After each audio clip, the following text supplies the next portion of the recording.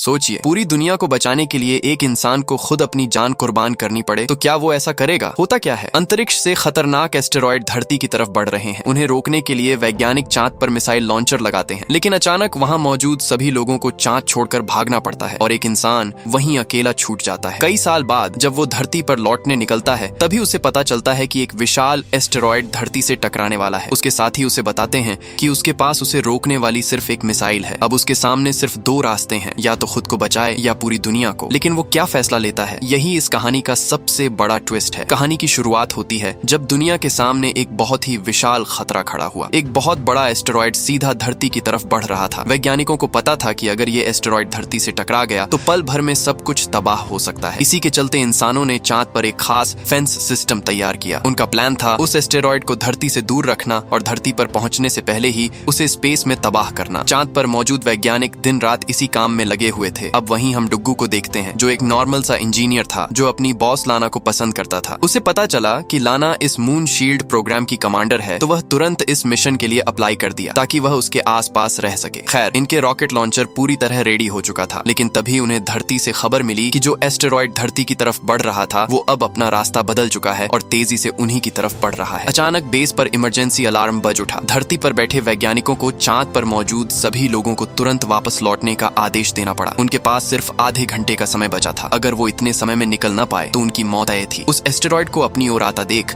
सभी लोग जल्दी से अपना बेस छोड़कर वहां से भागने लगे। ये लोग अपने रोवर लेकर पूरी जान लगाते हुए अपने लॉन्चर की तरफ बढ़ने लगे। लेकिन इस पूरी भगदड़ के बीच डुग्गू वहीं बेस के अंदर ही रह गया, जो गाने सुनता हुआ एक लव लेटर लिखने में गुम था। वो लेटर उसे लाना को देना था। जैसे ही उसने अपनी नजर पीछे घुमाई, उसके रोंगटे खड़े हो गए, क्योंकि उसके ठीक पीछे उसके बाकी सभी साथी अपने लॉन्चर लेकर धरती की तरफ निकल पड़े थे। अपनी आंखों के सामने सबको यूं जाता देख डुग्गू एकदम से घबरा गया। उसने जल्दी से अपना रोवर चालू करके उनके पीछे भगा दिया, लेकिन तब तक सारे लॉन्चर्स उड़ान भर चुके थे, सिवाय एक के, जो ठीक 3 मिनट बाद उड़ान भरने वाला था। उसने पूरी ताकत से रोवर उसकी तरफ दौड़ाया। इधर उसके साथी उसके आने के इंतजार में खड़े थे, मगर तब तक बहुत देर हो चुकी थी। डुग्गू भी तेजी से उनकी तरफ बढ़ रहा था। तभी आखिरी लम्हे में उसने अपने रोवर को फुल स्पीड से एक बड़े गड्ढे के ऊपर से उड़ा दिया। उसे लगा कि शायद वो पहुंच जाएगा, मगर उसकी बदकिस्मती से वो मौके पर ही उस गड्ढे के अंदर जा गिरा। फिर भी उसने हार नहीं मानी। पूरी हिम्मत जुटाते हुए वो उस गड्ढे से बाहर निकला, मगर तब तक उस लॉन्चर का समय खत्म हो चुका था और अगले ही पल उसके सामने ही उसके साथी धरती की तरफ निकल पड़े। डुग्गू उन्हें रोकने के लिए जोर जोर से आवाजें लगाता रहा, लेकिन तब तक बहुत देर हो चुकी थी। वो बस उन्हें दूर जाता देखता रह गया। इससे पहले कि वो वहां कुछ और समझ पाता, भारी मात्रा में एस्टेरॉयड तेजी से उसकी तरफ आ रहे थे। ये देख उसके पैरों तले जमीन ही खिसक गई। वो जान बचाने के लिए इधर उधर भागने लगा, लेकिन तभी अचानक एक बहुत बड़ा टुकड़ा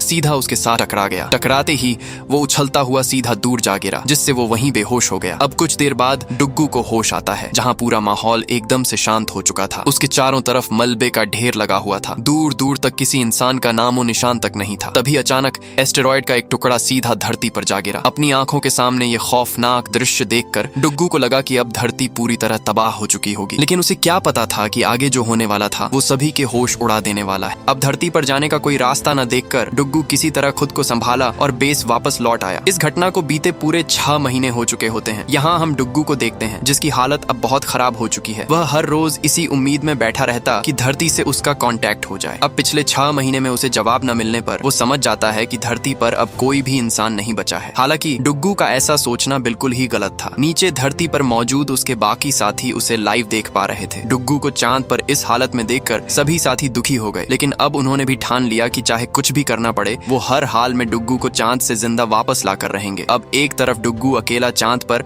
अपनी जान बचाने की कोशिश कर रहा था, तो दूसरी तरफ धरती पर उसके साथी उसे वापस लाने के लिए एक नया प्लान बनाने में लग गए। हालांकि वो इस बात से अनजान थे कि डुग्गू तक पहुंचना इतना आसान नहीं होने वाला। वहीं खुशकिस्मती से जब डुग्गू ने खाने की तलाश शुरू की तो उसे पता चला कि उसके पास इतना खाना मौजूद था कि आराम से वह 1 महीने तक चांद पर जिंदा रह सकता था। ये सब जानकर डुग्गू की जान में जान आई। हालांकि मुसीबत ये थी कि आखिर उसका खाना 1 महीने में खत्म होने ही वाला था, क्योंकि 1 महीने बाद क्या होगा, या तो उसे किसी तरह धरती पर जाना होगा या फिर धरती से उसे बचाने कोई आ जाए। वहीं धरती पर लोगों की हालत एकदम खराब हो चुकी थी। एस्टेरॉयड्स के गिरने से धरती का आधा हिस्सा तबाह हो चुका था। बड़े बड़े शहर मलबे के ढेर में बदल चुके थे। वहीं बेस पर टहलते टहलते डुग्गू को अचानक वहां किसी की मौजूदगी का एहसास हुआ। वो एकदम सतर्क हो गया और जल्दी से गैराज का दरवाजा खोल दिया। तभी उसकी नजर सामने एक अजीब से साए पर पड़ी। वो साया इंसान की तरह तो दिख रहा था, लेकिन बालों की जगह उसके सिर पर 2 सींग थे। उसे देखकर डुग्गू को लगा कि शायद उसके साथियों में से ही कोई हो जो किसी तरह पीछे रह गया है। मगर जैसे ही वो उसके पास गया, उसकी सारी उम्मीदों पर पानी फिर गया, क्योंकि वो कोई इंसान नहीं बल्कि एक कंगारू था जिसे उसके साथी जल्दबाजी में यहीं अकेला छोड़ गए थे। अब चांद पर डुग्गू बिल्कुल अकेला नहीं था, उसका एक नया साथी मिल चुका था। सभी इंसान धरती पर ये पूरा मंजर लाइव देख रहे थे। इतनी मुश्किलों के बाद भी डुग्गू को जिंदा देकर सबके होश उड़ गए। उन्होंने एक साथी को डुग्गू से बात करने और उसकी हालत समझने की जिम्मेदारी दी। जैसे ही उसने डुग्गू से संपर्क किया, डुग्गू यह आवाज सुनकर हैरान रह गया। उसे यकीन ही नहीं हुआ कि इतने समय बाद आखिर धरती से कोई उससे बात कर रहा है। दोनों के बीच बातचीत शुरू हुई और धरती वाले साथी डुग्गू को यकीन दिलाने लगे कि वे उसे अकेला नहीं छोड़ने वाले। साथ ही धरती पर UNMS के प्रमुख अधिकारी को एक तरकीब सूझी। उन्हें एहसास हुआ कि डुग्गू की जिंदा रहने की यह कहानी दुनिया के लिए उम्मीद की एक किरण बन सकती है। इसलिए उन्होंने फैसला किया कि डुग्गू की तस्वीर को धरती के बचे हुए लोगों तक पहुंचाया जाए ताकि लोग उसे एक हीरो की तरह देखें। इस तरह डुग्गू अनजाने में ही पूरी धरती के लिए उम्मीद का प्रतीक बन गया, जबकि उसे खुद इस बात का पता तक नहीं था। इधर डुग्गू अपने साथी कंगारू को साथ लेकर पुराने मिशन अपोलो 18 की तरफ निकल पड़ा। उसका मकसद वहां पहुंचकर वहां के बचे हुए पॉड को ढूंढना था जो उसे वहां से बचाकर धरती की तरफ ले जा सकता था। डुग्गू अपने रोवर को धीरे धीरे सुनसान चांद की जमीन पर दौड़ाता रहा। दूर दूर तक अंधेरा और तबाही के दृश्य थे। काफी देर के सफर के बाद आखिरकार अपोलो 18 उनके सामने आया। डुग्गू वहां अपने साथी को लेकर रोवर से बाहर उतर गया। उसने तुरंत उस पॉड का दरवाजा खोला और जल्दी से अंदर घुस गया। लेकिन अंदर पहुंचते ही डुग्गू के होश उड़ गए, क्योंकि वह पॉड सिर्फ 68% तक ही काम करने के काबिल था। यह देखकर डुग्गू थोड़ा घबरा गया, मगर इसके अलावा उसके पास कोई और चारा भी नहीं था। डुग्गू को पहले उसके खराब सिस्टम को ठीक करना था, वरना इतने लंबे सफर में पॉड कभी भी जवाब दे सकता था। अब इनके सामने एक ही रास्ता था, या तो वे इस पॉड को ठीक करके धरती तक पहुंचने की कोशिश करें या फिर चांद पर ही रहकर अपनी मौत का इंतजार करें। लेकिन डुग्गू इतनी जल्दी हार मानने वाला नहीं था। वह जल्दी से काम पर जुट गया। उसने पॉड का सिस्टम पूरी तरह खोल डाला और एक एक करके उसके खराब हिस्सों को चेक करने लगा। बिना एक पल गंवाए वह वायरिंग और सर्किट को ठीक करने में लग गया, क्योंकि डुग्गू जानता था कि उसके पास ज्यादा समय नहीं है। काफी मेहनत के बाद आखिरकार पॉड के सिस्टम में हल्की सी जान आने लगी। यह देखकर उसकी आंखों में उम्मीद जग उठी। उधर धरती पर लोगों के बाकी साथी भी उस पर 24 घंटे लाइव नजर रखे हुए थे। उन्हें यकीन था कि अगर डुग्गू ने पॉड को ठीक कर लिया तो शायद उसके पास वापस आने का एक मौका बन सकता है। इसलिए सब लोग उसकी मदद करने के लिए अपनी तरफ से पूरी कोशिश करने लगे। मगर मुसीबत इतनी जल्दी उनका पीछा छोड़ने वाली नहीं थी। काफी कोशिश करने के बाद उन्हें पता लगा कि इस पॉड का रॉकेट इंजन बिल्कुल भी मरम्मत होने की हालत में नहीं था। और दिक्कत सिर्फ इतनी ही नहीं थी। धरती से उसके साथियों ने उसे बताया कि इस स्पेसक्राफ्ट की वजन सीमा सिर्फ 10 किलो थी, जबकि डुग्गू का वजन उस सीमा से बहुत ज्यादा था। मतलब जिस पॉड को वह धरती पर जाने का आखिरी सहारा समझ रहे थे, वह उसके वजन का बोझ भी उठाने लायक नहीं था। इसलिए न चाहते हुए भी डुग्गू को अपने सबसे करीबी साथी उस कंगारू को वहीं छोड़कर वहां से भागना पड़ा। वह भारी दिल के साथ कंगारू से दूर जाने लगा, लेकिन कुछ ही दूर जाकर डुग्गू के होश उड़ गए, क्योंकि पलटकर देखने पर वह कंगारू दोबारा उसके पास आ चुका था। डुग्गू समझ गया कि वह उसे अकेला छोड़ने वाला नहीं। उसने उसे पीछे छोड़ने की जितनी भी कोशिश की, कंगारू हर बार उसके पीछे आ जाता। आखिर में डुग्गू की जिद उसकी दोस्ती के आगे हार गई। अब दोनों एक बार फिर साथ थे और शायद चांद पर इस अकेली जिंदगी में एक दूसरे का साथ ही उनकी सबसे बड़ी उम्मीद बन चुका था। बेस वापस लौटते ही उसे पता चला कि जिस जगह पर वह मौजूद है वह कोई आम जगह नहीं, बल्कि इंसानियत का पहला चांद बेस था। कहा जाता है कि बहुत पहले वान हू नाम का एक आदमी आसमान में उड़ने का सपना देखता था और इसी सपने को पूरा करने के लिए वह एक ऐसी कुर्सी पर बैठा जिसके साथ रॉकेट बांधे गए थे। मगर समय के साथ इंसान की कोशिश और भी आगे बढ़ गई और अब बेस में एक ऐसा शक्तिशाली सिस्टम मौजूद था जिसे कॉस्मिक स्ट्राइक हैमर कहा जाता था। अब उसका प्रोटोटाइप इसी जगह पर कहीं रखा हुआ है और अगर डुग्गू इसे किसी तरह ढूंढ निकाले तो शायद इसी की मदद से वह दोबारा धरती पर वापस लौट सकता है। उसने बिना एक पल गंवाए अपना रोवर उठाया और कंगारू के साथ उसी प्रोटोटाइप को ढूंढने निकल पड़ा। दोनों सुनसान चांद पर आगे बढ़ते रहे। दूसरी तरफ उसके सभी साथियों को भी उसके प्लान के बारे में पता चल गया। उनके मुताबिक डुग्गू का प्लान बिल्कुल सही था, लेकिन इसके पीछे एक बड़ी दिक्कत थी जो हमें आगे पता चलने वाली है। वह प्रोटोटाइप को सूरज डूबने से पहले हर हाल में बेस तक लाना होगा, क्योंकि डुग्गू जिस रोवर का इस्तेमाल कर रहा था वह सूरज की रोशनी से ही चलता था। जैसे ही सूरज डूबेगा रोवर भी रुक जाएगा। इधर रिसर्च करने पर उन्हें पता चला कि चांद का एक दिन धरती के लगभग 14 दिनों के बराबर था। मतलब अगर डुग्गू सूरज डूबने के बाद रास्ते में फंस गया तो उसे दोबारा सूरज निकलने तक लगभग 14 दिन वहीं रुकना पड़ेगा। ये सुनकर धरती पर मौजूद सभी लोगों की चिंता बढ़ने लगी। अब डुग्गू ने हार नहीं मानी। वह लगातार आगे बढ़ता रहा। अभी उसने आधा रास्ता ही तय किया था कि अचानक सूरज ढलने लगा। सबको लगा कि अब डुग्गू का रोवर बीच रास्ते में ही फंसने वाला है, मगर तभी डुग्गू ने अचानक अपना रुख बदल दिया और सूरज की रोशनी के साथ साथ चलने लगा। ये देखते ही कमांडर लाना समझ गई कि डुग्गू असल में क्या करने वाला है। डुग्गू सूरज का पीछा करते जा रहा था। अगर वह इसी तरह सूरज की रोशनी के साथ साथ चलता रहा तो वह 41 मिनट के अंदर उस प्रोटोटाइप को बेस तक पहुंचा सकता था। अब डुग्गू को बस लगातार 41 मिनट तक रोवर चलाना था और किसी भी हाल में प्रोटोटाइप को बेस तक पहुंचाना था। शुरू में डुग्गू और कंगारू बड़े आराम से सफर करते रहे। दोनों रास्ते में कुछ देर रुकते, आराम करते करते और फिर दोबारा अपना सफर शुरू कर देते। लेकिन दिन गुजरते गए और लगातार रोवर चलाने की वजह से डुग्गू बुरी तरह थकने लगा। जल्द ही उसकी आंखें नींद से झपकने लगी। इसलिए डुग्गू और कंगारू ने खुद को एक रस्सी से बांध लिया ताकि अगर डुग्गू को नींद आ भी जाए तो कंगारू उसे झटका देकर जगा सके। काफी मुश्किलों और लगातार सफर के बाद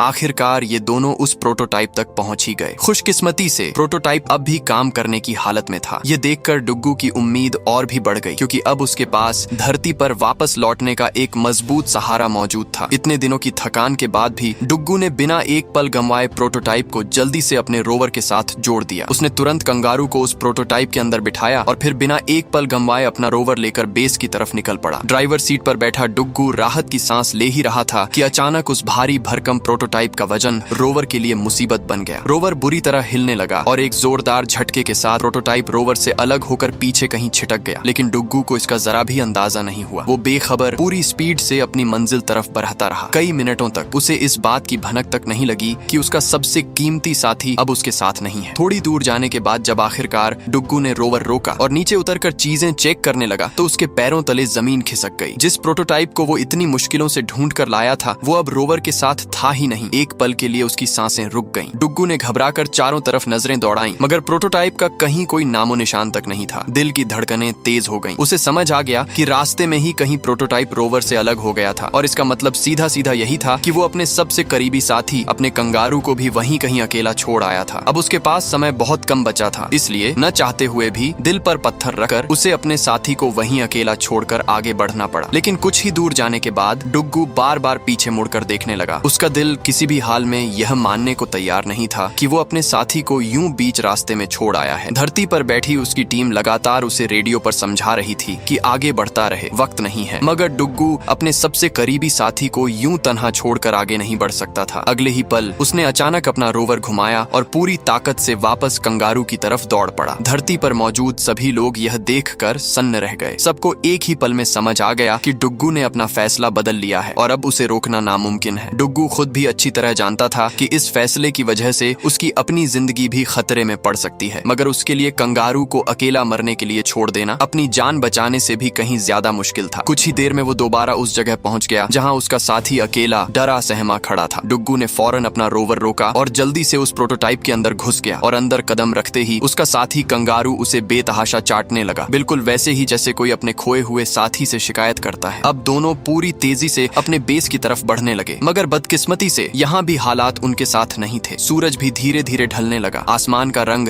नारंगी से गहरे भूरे में बदलने लगा। कई दिनों तक लगातार बिना ठीक से आराम किए सफर करते करते डुग्गू की हालत अब बिगड़ने लगी थी। थकान उस पर हावी होती जा रही थी। फिर भी डुग्गू ने हिम्मत नहीं हारी। वो अच्छी तरह जानता था कि अगर उसने अब रुकने का फैसला किया तो शायद दोबारा आगे बढ़ने की ताकत ही न बचती। इसीलिए उसने अपनी भूख को, अपनी थकान को, अपने शरीर की हर तकलीफ को नजरअंदाज करते हुए रोवर चलाना जारी रखा। मगर बदकिस्मती से थोड़ी ही देर बाद सूरज पूरी तरह डूब गया। अब चांद पर घना डरावना अंधेरा छा चुका था, ऐसा अंधेरा जिसमें कुछ भी नजर आना मुश्किल था। रोवर के पास भी अब ज्यादा पावर नहीं बची थी। उनके पास सिर्फ 4 घंटे की बैकअप बैटरी मौजूद थी जिसके सहारे वो कुछ और दूर तक आगे बढ़ सकते थे। बस इतना ही। डुग्गू ने बिना एक पल गंवाए बैकअप बैटरी एक्टिवेट कर दी और रोवर को दोबारा तेजी से आगे बढ़ाया। जैसे जैसे अंधेरा गहरा होता गया वैसे वैसे तापमान भी बड़ी तेजी से गिरता चला गया। डुग्गू के लिए एक तरफ बैटरी खत्म होने का डर था तो दूसरी तरफ बढ़ती हुई खौफनाक सर्दी, दोनों मिलकर उसकी हालत पहले से भी ज्यादा बिगाड़ रहे थे। फिर भी दोस्तों, डुग्गू ने रोवर रोकने का नाम तक नहीं लिया। मगर कुछ देर बाद बैटरी की पावर बड़ी तेजी से गिरने लगी और आखिरकार वो पल आ गया जिससे सब डर रहे थे। उधर धरती पर डुग्गू की यह बिगड़ती हालत देखकर उसके सभी साथियों के रोंगटे खड़े हो गए। तभी अचानक रोवर की स्क्रीन पर बैटरी ने भी इमरजेंसी वार्निंग दे दी। डुग्गू ने जैसे ही स्क्रीन की तरफ देखा उसके चेहरे का रंग ही उड़ गया। उसने बिना समय गंवाए रोवर का दरवाजा खोल दिया और चुपचाप दोनों बाहर आकर बैठ गए, मानो अपनी हिम्मत पूरी तरह हार चुके हों। डुग्गू इतना थक चुका था कि अब उसके अंदर आगे बढ़ने की भी ताकत नहीं बची थी। सन्नाटे में सिर्फ उसकी सांसों की आवाज गूंज रही थी। उधर धरती पर उनके साथी यह मंजर देखकर बुरी तरह घबरा गए। स्क्रीन पर उम्मीद की एक भी किरण नजर नहीं आ रही थी और अब सबको लगने लगा कि शायद डुग्गू का बचना नामुमकिन है। मगर तभी ठीक उसी वक्त डुग्गू की नजर अपने साथी कंगारू पर पड़ी, जो अचानक रोवर पर पड़ रहे एक रिफ्लेक्शन को बड़े गौर से देखने लगा। वो रिफ्लेक्शन डुग्गू के हाथ में लगी डिवाइस से पड़ रहा था। डुग्गू ने भी उसकी नजरों का पीछा किया और रोवर की तरफ देखा। पहले तो उसे कुछ भी समझ नहीं आया, मगर अगले ही पल उसकी आंखों में एक नई उम्मीद जाग उठी, जैसे किसी बुझते दिए में अचानक हल्की सी लौ जल उठी हो। अचानक डुग्गू ने रोवर का दूसरा हिस्सा तोड़ डाला और बिना एक पल गंवाए अपने काम में लग गया। उसने रोवर के अंदर पड़े जरूरी हिस्सों को निकाला और धीरे धीरे उन सबको जोड़कर एक नई चीज बनाने में जुट गया। धरती पर मौजूद उसके साथी भी हैरानी से डुग्गू को देख रहे थे, क्योंकि उन्हें समझ ही नहीं आ रहा था कि आखिर डुग्गू कर क्या रहा है। काफी देर की मेहनत के बाद आखिरकार उसकी बनाई हुई चीज का आकार सामने आने लगा और तब सबको समझ आया कि डुग्गू ने रोवर के पुर्जों से एक स्केटर तैयार कर लिया है, जिसके सहारे अब वो दोबारा आगे बढ़ने वाला था। उसने स्केटर के दोनों छोरों को अपने साथी कंगारू के साथ बांधा, क्योंकि अब उसे सिर्फ उसका साथी ही बचा सकता था। अगले ही पल डुग्गू ने धीरे धीरे रिफ्लेक्टर को एक्टिवेट किया। कंगारू भी उसकी तरफ देखकर समझ गया कि अब उसे क्या करना है। अगले ही पल डुग्गू ने उसे आगे बढ़ने का इशारा दिया। अचानक कंगारू ने पूरी ताकत से दौड़ लगा दी। कंगारू के भागते ही स्केटर भी चांद की जमीन पर तेजी से आगे खिसकने लगा। डुग्गू ने अपनी सारी ताकत लगाकर खुद को संभाला और कंगारू के साथ बेस की तरफ बढ़ता रहा। पहली बार डुग्गू को लगने लगा कि शायद वो दोनों वाकई इस मुश्किल सफर से बचकर निकल सकते हैं। हर गुजरते पल के साथ उनका बेस करीब आने लगा। दूर एक धुंधली सी रोशनी अब साफ नजर आने लगी थी। उधर धरती पर बैठे सभी साथियों के चेहरे पर अचानक खुशी की लहर दौड़ उठी। महीनों बाद पहली बार सबकी सांसें कुछ हल्की हुईं, लेकिन उन्हें बिल्कुल भी अंदाजा नहीं था कि चांद पर उनका इम्तिहान अभी खत्म नहीं हुआ। थोड़ा ही आगे बढ़ने के बाद अचानक डुग्गू की नजर सामने एक विशाल, गहरी और डरावनी खाई पर पड़ी। उसे देखते ही डुग्गू को तुरंत कंगारू को छलांग लगाने का इशारा देना पड़ा। अगले ही पल कंगारू ने पूरी ताकत से एक विशाल छलांग लगा दी। दोनों हवा में उछलते हुए खाई के दूसरे पार जाने लगे, लेकिन यह खाई उनकी सोच से भी कहीं ज्यादा बड़ी निकली। धरती पर देख रहे सभी लोगों को लगा कि शायद अब डुग्गू और कंगारू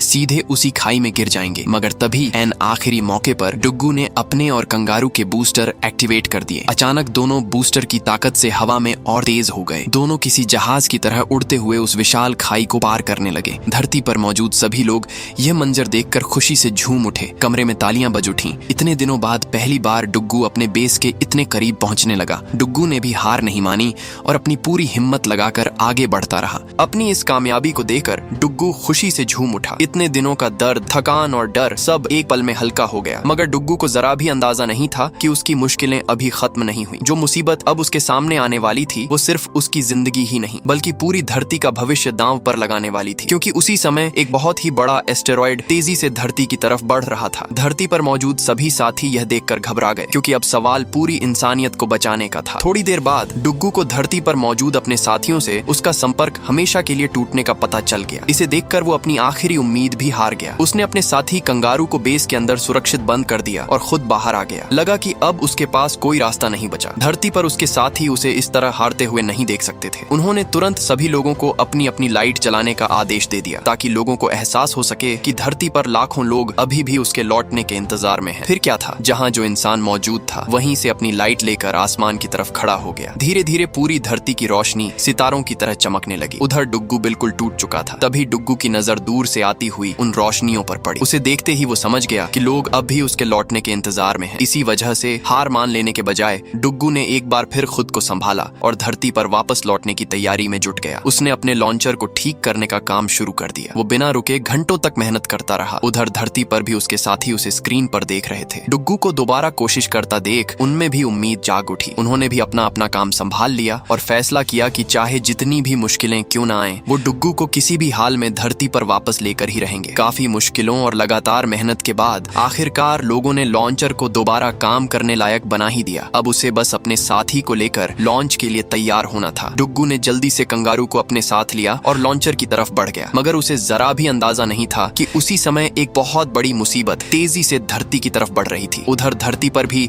सभी साथी पूरी तैयारी के साथ उसके इंतजार में थे। लॉन्चर के अंदर बैठते ही डुग्गू ने बिना एक पल गंवाए लॉन्चर चालू कर दिया। अगले ही पल जोरदार झटके के साथ लॉन्चर चांद की सतह से ऊपर उठने लगा और धीरे धीरे तेजी पकड़ते हुए धरती की तरफ बढ़ने लगा। डुग्गू का साथी भी खुशी से चिल्ला उठा। उधर धरती पर मौजूद उसके साथी भी स्क्रीन पर लॉन्चर को चांद से निकलते देखकर खुशी से झूम उठे। मगर तभी अचानक टीम के एक सदस्य ने कमांडर को बताया कि वो एस्टेरॉयड अब धरती के बहुत ही करीब पहुंच चुका है। ये सुनते ही कमांडर घबरा उठी। समझ गई कि अब उनके पास ज्यादा समय नहीं बचा। अगर उसे समय पर रोका न गया तो डुग्गू के धरती पर पहुंचने से पहले ही सब कुछ तबाह होने वाला था। कमांडर को उस एस्टेरॉयड को रोकने के लिए तुरंत अपनी पूरी टीम को आदेश देना पड़ा, मगर टीम ने कमांडर को साफ बता दिया कि अब कुछ नहीं किया जा सकता। वो एस्टेरॉयड को रोकने की पूरी कोशिश पहले ही कर चुके हैं, मगर उनकी हर कोशिश नाकाम रही। यह सुनते ही कमांडर की घबराहट और बढ़ गई, क्योंकि अब एस्टेरॉयड लगातार धरती के करीब बढ़ता जा रहा था और उसे रोकने का कोई रास्ता नहीं बचा था। उधर डुग्गू भी अपने लॉन्चर लॉन्चर में धरती की तरफ बढ़ रहा था, बिल्कुल अनजान कि उसके लिए इतनी बड़ी मुसीबत इंतजार कर रही है। टीम ने रिसर्च करके आखिरकार एक प्लान तैयार किया। उनका फैसला था कि एस्टेरॉयड को धरती से टकराने से पहले ही अंतरिक्ष में ही नष्ट कर दिया जाए। लेकिन मुसीबत ये थी कि उनके पास सिर्फ एक ही रास्ता बचा था, डुग्गू। क्योंकि डुग्गू के स्पेसक्राफ्ट का इंजन असल में एक बहुत ही शक्तिशाली न्यूक्लियर बम था, तो ब्लास्ट के जरिए एस्टेरॉयड को वहीं तबाह किया जा सकता था। जैसे ही डुग्गू को यह सच पता चला, वो अंदर से एक बार फिर टूट गया, क्योंकि इतनी मुश्किलों के बाद वो अपने प्यार और अपनी जिंदगी के बहुत करीब पहुंच चुका था। लेकिन अब बात सिर्फ उसकी अपनी जिंदगी की नहीं थी, बल्कि पूरी धरती पर रहने वाले करोड़ों लोगों की थी। मगर डुग्गू ने भी ठान लिया कि चाहे इसके लिए उसे जितनी भी बड़ी कीमत क्यों न चुकानी पड़े, वो धरती को बचाने की पूरी कोशिश करेगा। तभी डुग्गू ने अपने साथी कंगारू को एक छोटे स्पेसक्राफ्ट में बिठाया। कंगारू उसे अकेला छोड़कर नहीं जाना चाहता था। उसकी आंखों में साफ बेचैनी झलक रही थी, मगर डुग्गू अपने साथी को अपने साथ खतरे में नहीं डाल सकता था। इसीलिए भारी दिल के साथ उसने कंगारू को धरती की ओर रवाना कर दिया। अगले ही पल उसने अपना लॉन्चर तेजी से एस्टेरॉयड की ओर बढ़ाया। जैसे जैसे वह उन एस्टेरॉयड के टुकड़ों के बीच बढ़ता गया, उसका लॉन्चर जोरदार झटकों से हिलने लगा। चारों तरफ मलबा और चट्टानें टकराने लगी, मगर डुग्गू ने किसी तरह खुद को संभाला और तुरंत न्यूक्लियर बम को स्पेसक्राफ्ट से अलग कर दिया। डुग्गू ने अपने प्यार को लाइव स्ट्रीम शुरू करने को कहा। कुछ ही पलों में पूरी दुनिया की नजरें डुग्गू पर टिक गईं। डुग्गू ने सभी लोगों को देखा और उनका शुक्रिया अदा किया। उसने कहा कि पूरी जिंदगी में शायद उसे कभी इतना प्यार नहीं मिला जितना धरती के लोगों ने उसे दिया। डुग्गू पूरी तेजी से उड़ता हुआ एस्टेरॉयड की ओर बढ़ने लगा। धरती पर मौजूद हर इंसान उसकी हिम्मत देकर रोने लगा। उनके पास कोई शब्द नहीं बचे थे सिवाय आंसुओं के। आखिरकार डुग्गू एस्टेरॉयड के बिल्कुल करीब पहुंच गया, लेकिन कमांडर लाना न्यूक्लियर बम का बटन दबाने से इनकार करने लगी। उसका हाथ बटन पर कांप रहा था। उसे डुग्गू के साथ गुजरे पल याद आने लगे, मगर तब तक डुग्गू ने भी अपने क्राफ्ट का बटन दबा दिया था। इसलिए न चाहते हुए भी उसे आखिरकार वह बटन दबाना ही पड़ा। अगले ही पल अंतरिक्ष में एक जबरदस्त धमाका गूंज उठा। एस्टेरॉयड हजारों टुकड़ों में बिखर गया। उसके टुकड़े धरती के आसमान में सितारों की तरह चमकने लगे। पूरी धरती के साथ साथ कंगारू भी वापस लौट आया, मगर उनका साथी डुग्गू कभी लौट कर नहीं आया। उसने अपनी जान देकर पूरी धरती को बचा लिया। जैसे ही लोगों की जान बची, सभी लोग अपने अपने बंकरों से बाहर निकल आए, क्योंकि जिस एस्टेरॉयड के धरती से टकराने का डर सबको था, वह अब हमेशा के लिए खत्म हो चुका था। धरती बच चुकी थी, लेकिन इसके बदले उन्हें अपना मून मैन खोना पड़ा, एक ऐसा हीरो जिसकी कीमत शायद कभी चुकाई ही नहीं जा सकती। हालांकि यह कहानी यहीं खत्म नहीं होती। लगभग 10 साल बाद धरती पूरी तरह बदल चुकी थी। जो शहर कभी मलबे में बदल गए थे, वे अब दोबारा बस चुके थे। नई इमारतें, नई जिंदगियां,